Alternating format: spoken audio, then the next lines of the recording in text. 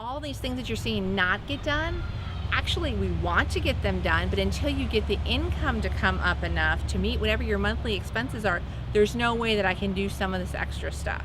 So anyone who thinks that because you have a receiver that it's all of a sudden going to be like there's free money somewhere is sadly mistaken. But that is true. I mean, people do think that, I don't know, they think there's some reserve fund somewhere that you get from the state if you go into receivership. I mean, that is not the case. I think it's harder than people realize what the decision making is that goes into this, because when you have a limited amount of funds and you walk around a community like this or any other that's in receivership, you're gonna have a laundry list of things that you want to do.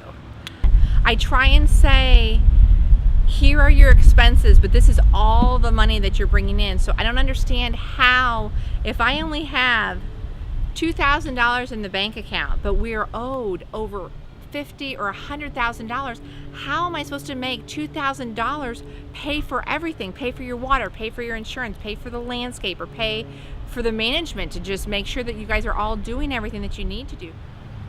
Actually, it kind of upsets me when people say that people are getting rich or that the money's being used inappropriately. There's actually more checks and balances in place when there's a receivership than at any other time. And the reason is because I have to do a report every month. I have to account for all the money that gets spent. I have to account for all the money that comes in. And so there's like an independent management company that they manage all of that. They have to keep detailed reports as well. I think sitting down and looking at those things, I think a lot of people miss out. I mean, I recently had a situation where we had to do paving, and we did as many potholes that so many tons of asphalt would cover. But I didn't get 2 or 3 potholes that one particular homeowner wanted me to get. And so therefore, in her mind, the whole thing was a loss, that I screwed the whole thing up. Well, I had to look at the priorities. Which were the biggest holes?